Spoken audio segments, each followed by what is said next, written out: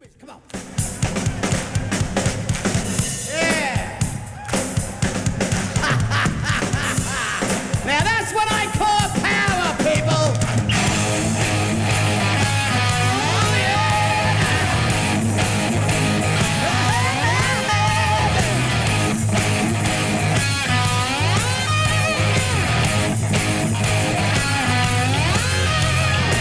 It's the better days.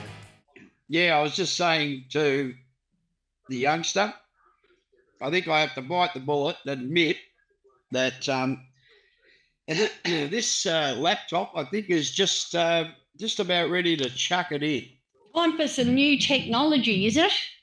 Well, yeah, it's apart from the fact that when some of your keypads start to go, Yeah. Which happens some years ago, I might add. Well, it's done well. I think you've got your money's worth by the sound of it. Oh yeah. I don't know. My son would know, but it's at least 15 years old. Yeah. That is Yeah. pretty ancient in the land of computers. Yeah, so it would seem.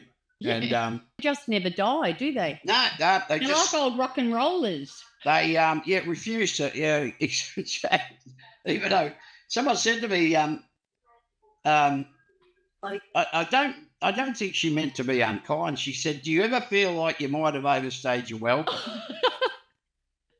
And I said, "If I did feel that way, we wouldn't be having this conversation." Yeah, that's right.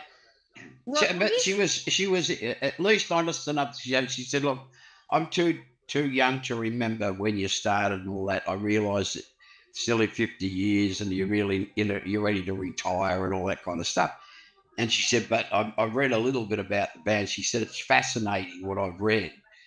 And I said, "Well, like most bands, it's not all bands. It's been it's been a real journey. Like, I mean, I've been in the band, I've been the only singer in the band anyway. So more than half my life." Yeah. Oh, absolutely. What is this Monday morning business?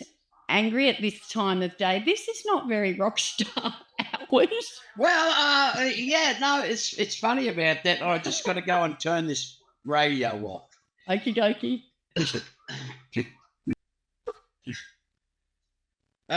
When I got home from yesterday, we drove home because we're in New South Wales. Because we only work Friday and Saturday these days, and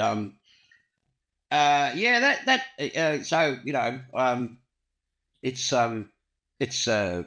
Monday's washing day. It's also the domestics, like, because I went away for a weekend, so the kitchens looks like I vomited. But anyway, having said that, apart from the Saturday and possibly the Sunday morning, I made it my habit years and years and years ago when I was training and stuff, because I spent so many years of some time ago, not getting up until like lunchtime. And I thought, well, if there's going to be this, seismic shift, we may as well go all the way. So I decided that I was going to make changes in the sense that I was going to have new experiences and better health, wealth. Well, there's that as well. Yeah, absolutely. So Sorry, go on. Well, apart from Friday, after the gig, there's a bit of drinking done. Saturday the same, but it's funny, because in relation to having to get up to travel home on the Sunday, usually, we sort of pretty much take it. So it's kind of Friday's our party night, and because we're all the same, we're all the same. I can imagine. I was scared I was going to sleep through the alarm. Yeah, anyway, here we are. Mine goes off at 5. And if I haven't woken up before that, for obvious reasons, if I'm, that's it. Let's get into it. Righto. So, yeah, like you said, the band was formed in 1976. So you've got your 50th anniversary next year. Yes. Any big plans for celebration? Well, it's the end of the band for a start, so I wouldn't call it a celebration, but there'll be a wonderful wake that I think will be held over a series. Well, we plan to have it over a series of days. I mean, we will tour as extensively as we can in the first half of the year. In the middle of the year, of course, we'll go to Europe for about 4, maybe 6 weeks, and do a farewell there. There's a promoter in America who's desperately trying to get some way around the ridiculous costs involved that have come about in the last since the plague. Yeah. For some reason, all the prices for visas, etc., and all the paperwork's gone through the roof. So it's made it very, very difficult for us to afford to do that process. But we'll definitely do Europe. I think we're doing 5 or 6 countries from what I've heard. Awesome. And that's kind of a usual tour for us. Well, I thought this current one was big because, like you say, you're in the throes of it. You've worked last weekend. And I've got all your dates here. You're going everywhere, man. Including so we've got 2 more in Australia, and then is this right? You're going to California to Whiskey a Go-Go? Yes. That was supposed to be a secret.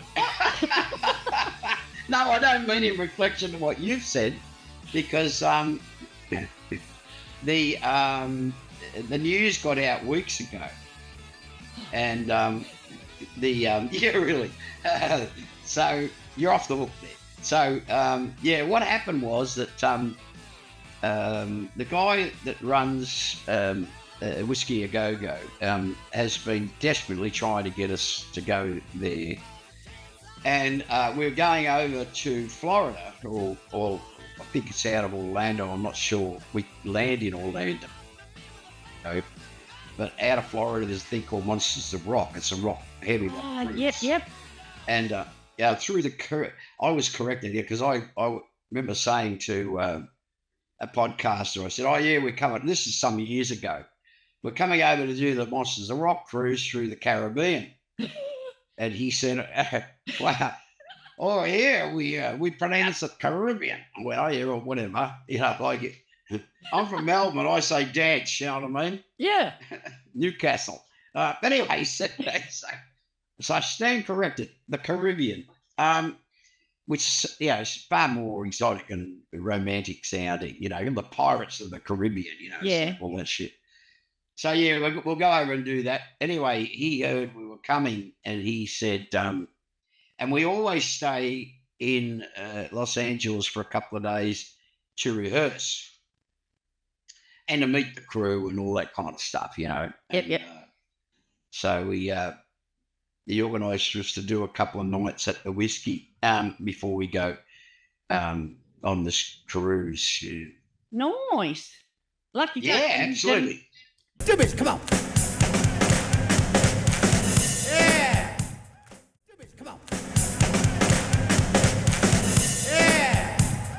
So then you're back here for Rock at the Races, a few more things, and then how excitement is this? You've got the Red Hot Summer Tour with ZZ Top and George Thorogood and the Destroyers for 6 shows.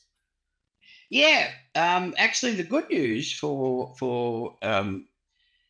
punters that want to see the Top and the Destroyers is they are doing shows, just the 2 of them, and they're doing smaller venues, and they'll happen after we've done that run. Yeah, that's a great lineup. Another one of Scotty, our manager's bands, Baby Animals, they're on it. Living End. Yeah.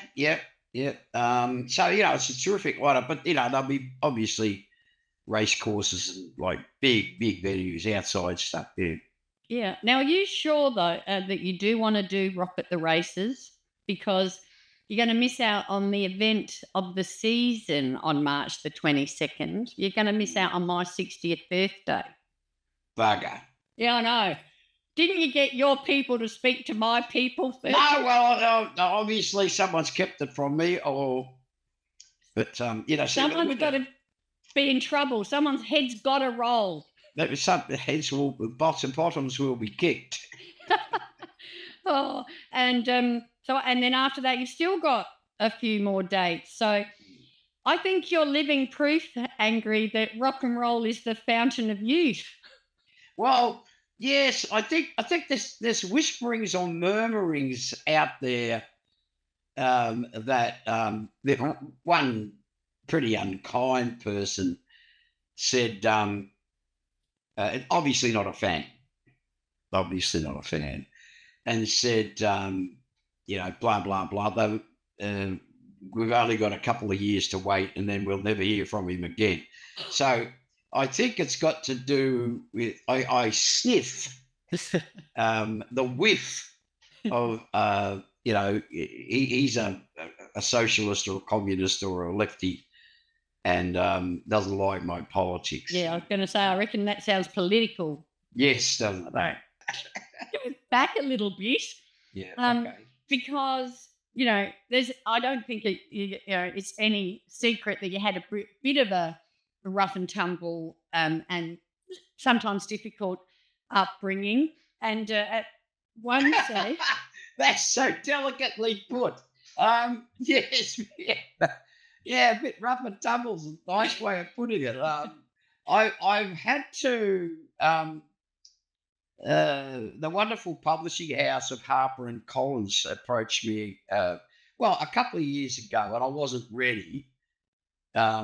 But said they were interested in doing, my life story, so to speak. And I'm working with a wonderful young bloke as a ghostwriter, and so it's my thinking long and deeply about the past, which I'm not afraid to do anymore. I had some years ago. I had quite a bit of therapy and sorted a lot of stuff out. And I've been able to talk to cousins and in some cases aunties or uncles, and over the last sort of 10, 15 years. And I was able to piece together, the whole. And it was, I mean, you can't try and deal with being. I'm no longer a victim of pedophilia. I am a survivor of it, and there's a real difference there, obviously.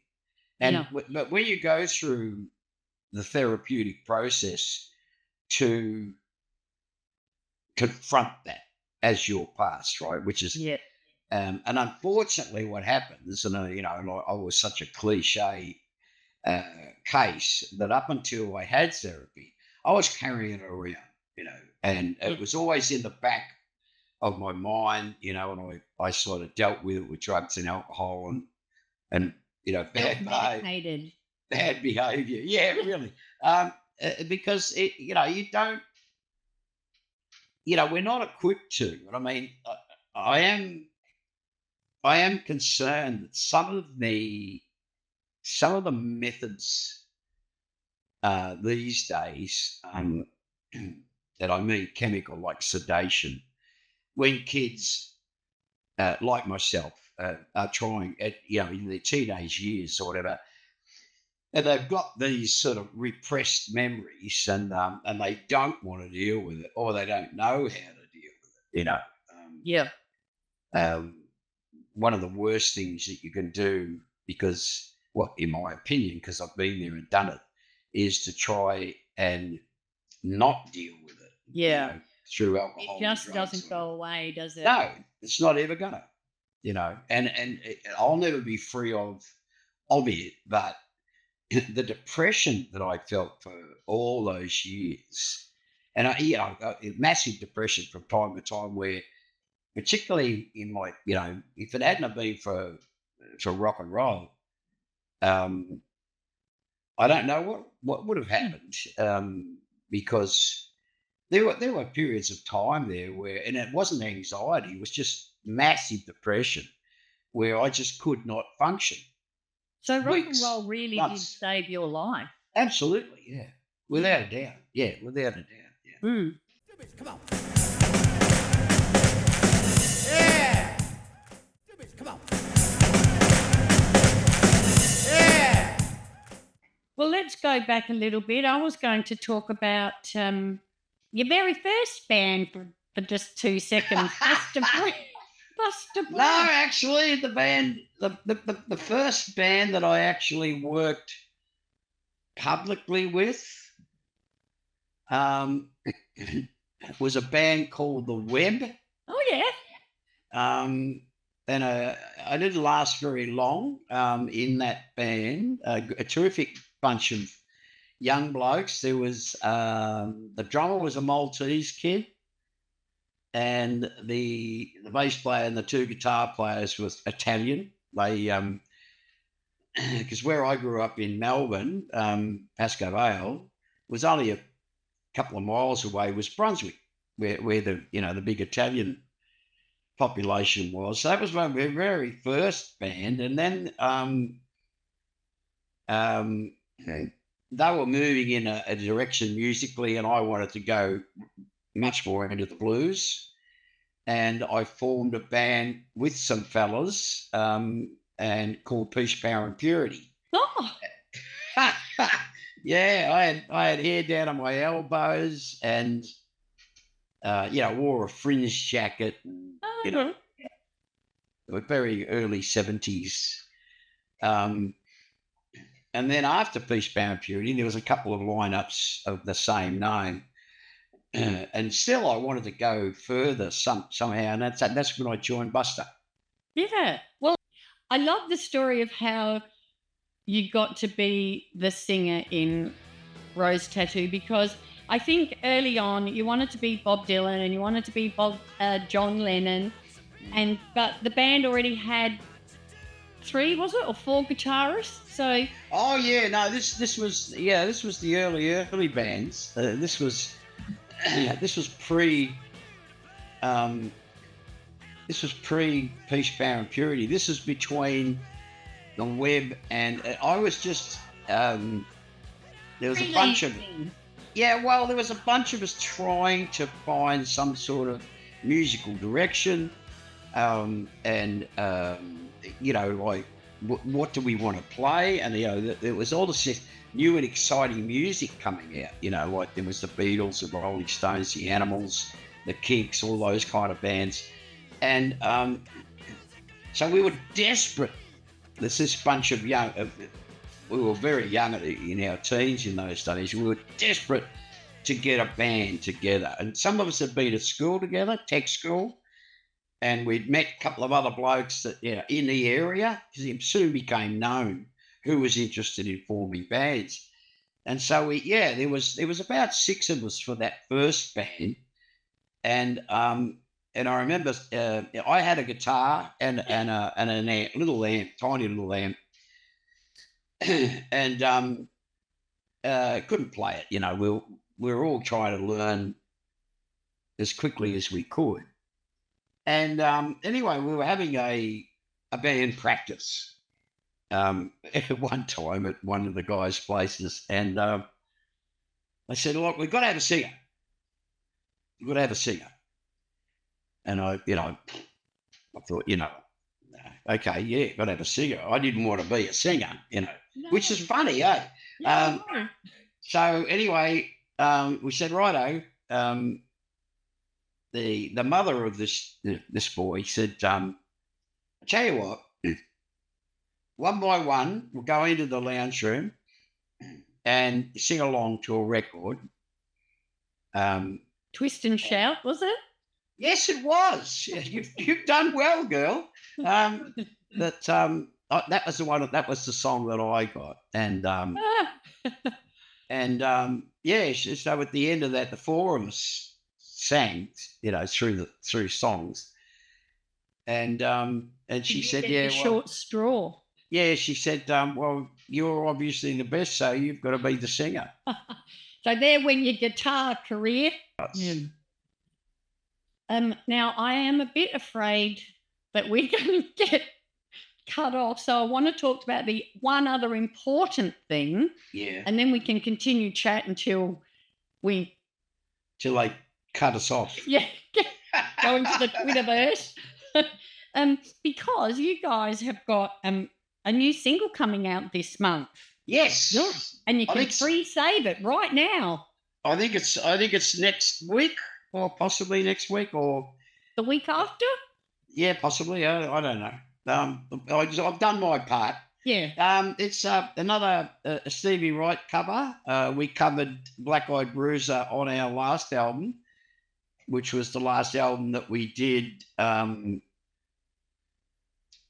with Mick and I as co-writing the albums, because he and I, apart from Scarred for Life, which was a co-write predominantly with Robin Riley, because he replaced Mick in the lineup. But Mick and I wrote most of the songs on Outlaws and Assault and Battery, and he and I wrote most of the songs on Blood Brothers. But yeah, that was the last album. I was desperate to get it done. I'd had a lot of the lyric content as ideas for some years, and there's a couple of tracks on it that go back to when Mick and I wrote Salt and Battery. All righty. Well, I have taken up so much of your time. That's okay. I've enjoyed myself. Fabulous having a good old gas bag. Yeah. Yeah. And we'll see you at the Emu, if not before. Yeah, for sure.